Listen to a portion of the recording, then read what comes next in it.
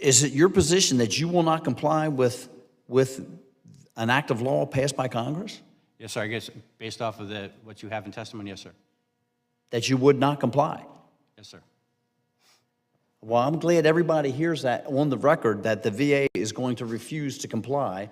Would you agree with me that it's imperative that eligible veterans feel comfortable receiving health care from the VA? I would. Thank you very much. As taken directly from the VA's mission, the core values are integrity, commitment, advocacy, respect, and excellence, known as I CARE. Okay, that's taken directly from your mission statement. Do you think referring to veterans who need a fiduciary as mentally incompetent fulfills this mission or makes veterans less likely to pursue care at the VA?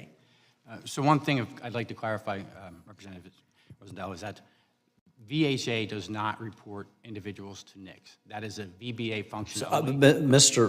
Friel, I know the process. Okay? Stop using someone else as a scapegoat. What I'm trying to find out is, do you think that identifying veterans that request a fiduciary as mentally incompetent builds confidence in them coming to the VA and receiving health care there? When you identify them as mentally incompetent? I do believe, because that mental incompetency decision is based You do believe that makes them more inclined to come to the VA? Okay. No, I'm sorry. I don't believe that it does, but if you believe that it does. I do not believe that it sways them in any way, because the decision is based off of benefit, not off medical treatment.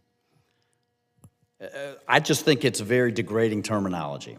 That's what I think. And I think if we went around the table here and started talking to the veterans and said, do you feel comfortable with the Veterans Administration identifying you as mentally incompetent, that you would probably find that most of the veterans find that offensive as well. Does the terminology respect the contributions veterans have made to our country? I believe, sir, that we could probably look at better language than mentally incompetent. But so you would say that it does not recognize the contributions that veterans have made to our country?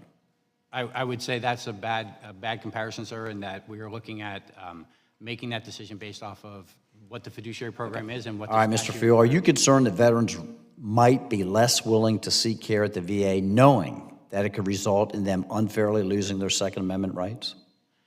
I am not. As I said before, seeking care is not what gets you into the fiduciary program. It's actually applying for benefits that puts you into that program. The National Academy of Sciences found that 35% of the veterans identify, and I quote, the potential of having their personal firearms taken away as an obstacle to use VA mental health services. So if the VA won't acknowledge, and you will sit here and not acknowledge this or try to change that belief, that only leads us to believe that the VA is either trying to reduce the delivery of mental health care, because we have evidence that shows that it does reduce the confidence that veterans have in going and seeking this care. And if you won't acknowledge that, and if you want to change that, then that leads us to believe that you're either trying to reduce the amount of health care that's being delivered by the VA, or you're making this an attempt to seize firearms from the veterans. VA's testimony stated that if the Veterans Second Amendment Restoration Act is signed into law, and this is even more troubling, the VA could not comply because the VA states the Department of Justice, an executive branch agency, affirmed VA's interpretation of the Brady Act. So, is it the VA's position that the VA will not comply with an act of Congress based on another agency's interpretation of the law? So the VA has always works to comply with all laws. We complied with the Brady Handgun Act when it was in effect. The law. So again, is the VA's position, because based on the statement they could not comply with the Restoration Act, the Veterans Second Amendment Restoration Act, is it your position that you will not comply with an act of law passed by Congress? Yes, sir. I guess based off of what you have in testimony, yes, sir. That you would not comply? Yes, sir. Well, I'm glad everybody hears that on the record, that the VA is going to refuse to comply with, regardless of what we actually pass here, including questions that Representative Self was just asking in view of the Chevron Act being passed. Mr.